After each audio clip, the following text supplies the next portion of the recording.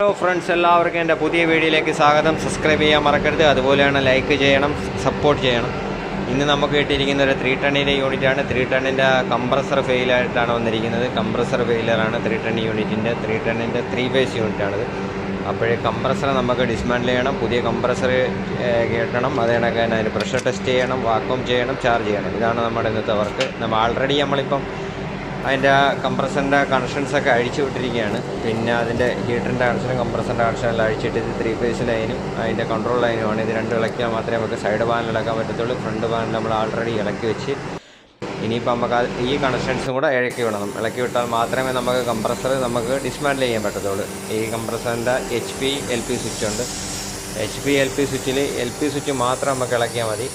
HP switch ഇളക്കേണ്ട ആവശ്യമില്ല. കാരണം വെച്ചാൽ HP സ്വിച്ച് നമ്മൾ ആൾറെഡി പൈപ്പിലാണ്. ഇതാണ് LP സ്വിച്ച്. അതിൻ്റെ HP സ്വിച്ച് ആൾറെഡി പൈപ്പിൽ വരുന്നതാണ്. പൈപ്പിൽ വരുന്ന കാരണം നമുക്കത് ഇളക്കേണ്ട ആവശ്യം വരുന്നില്ല. കാരണം ഇത് പുതിയ കംപ്രസർ ഫിറ്റ് ചെയ്യുമ്പോൾ ആ കംപ്രസറിൽ ഇത് തിരിച്ച് ഫിറ്റ് ചെയ്യണം, എന്നാലേ കിടക്കത്തുള്ളൂ. ഇത് ആൾറെഡി അതിനകത്ത് പൈപ്പിനകത്താണ്. പൈപ്പിലായതുകൊണ്ട് നമുക്ക് ഇളക്കേണ്ട ആവശ്യം വരുന്നില്ല.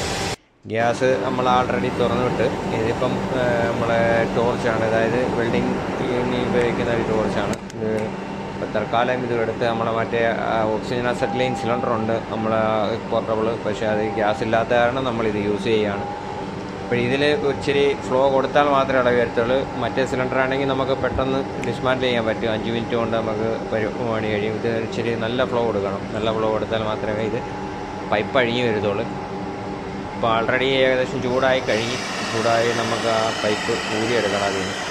അതിന് ശേഷം നമുക്ക് പുതിയ കംപ്രസർ അതിൽ കയറ്റണം. അതിന് ശേഷം അതെല്ലാം ഫിറ്റ് ചെയ്ത് വീണ്ടും നമുക്ക് പ്രഷർ ടെസ്റ്റ് ചെയ്യണം. ഇതാണ് ഇപ്പോൾ കംപ്രസർ നമ്മൾ ആൾറെഡി ഡിസ്മാൻഡിൽ ചെയ്ത് പൈപ്പെല്ലാം ഡിസ്മാൻഡിൽ ചെയ്ത് പുതിയ കംപ്രസർ നമ്മളങ്ങനെ കയറ്റി. ഇനി നമ്മൾ കംപ്രസറിൻ്റെ നെട്ട് ബോൾട്ടെല്ലാം ടൈറ്റ് ചെയ്തതിന് ശേഷം ഈ പൈപ്പെല്ലാം അതേ രീതിയിൽ ഫിറ്റ് ചെയ്യണം. അങ്ങനെ ഏകദേശം നമ്മൾ ഇപ്പം പണി നടന്നുകൊണ്ടിരിക്കുകയാണ്. ഇപ്പം വർക്ക് ഏകദേശം തീരാറായിട്ടുണ്ട്. നമുക്ക് ഇനിയിപ്പം അതിൻ്റെ കണക്ഷൻസ് എല്ലാം പൈപ്പെല്ലാം വെൽഡിങ് കഴിഞ്ഞ് ഇനി കണക്ഷൻ കൊടുക്കണം.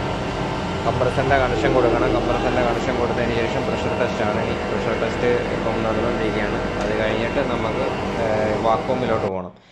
ഇപ്പോൾ ആൾറെഡി പാനലെല്ലാം അടച്ച്, കാരണം ഇനി വാക്വമിൽ മാത്രമേ ഉള്ളൂ. അത് കഴിഞ്ഞിട്ട് ശേഷം മാത്രമേ ഉള്ളൂ ഈ ചാർജിങ്. ഇപ്പോൾ നമ്മൾ വാക്വമിൽ ഇട്ടേക്കാണ്. വാക്വമിന് ശേഷം എന്ന് വെച്ച് കഴിഞ്ഞാൽ നമ്മളൊക്കെ പൈപ്പ് ലൈനുള്ള എന്തെങ്കിലും പൊടിയോ കാര്യങ്ങളൊക്കെ ഉണ്ടെങ്കിൽ അതിനൊക്കെ വെൽഡിങ് ചെയ്തതിൻ്റെ ഡസ്റ്റ് കാര്യങ്ങളുണ്ടെങ്കിൽ അത് റിമൂവ് ചെയ്യാൻ വേണ്ടിയാണ് വാക്വം. അല്ലെങ്കിൽ എയറൊക്കെ ഉണ്ടെങ്കിൽ അതെല്ലാം നമുക്ക് റിമൂവ് ചെയ്യാം. അപ്പോഴങ്ങനെ ഏകദേശം നമ്മൾ വാക്വം കഴിഞ്ഞ് ഇനിയിപ്പോൾ ചാർജിങ് നടന്നുകൊണ്ടിരിക്കുകയാണ്. ഇപ്പോൾ നല്ല കൂളിങ്, നല്ല ചില്ലിങ് ആയിക്കൊണ്ടിരിക്കുന്നുണ്ട്. ഇങ്ങോട്ട് പുതിയൊരു കംപ്ലൈൻറ്റുമായി അടുത്തൊരു വീഡിയോയിൽ കാണാം. ഓക്കെ.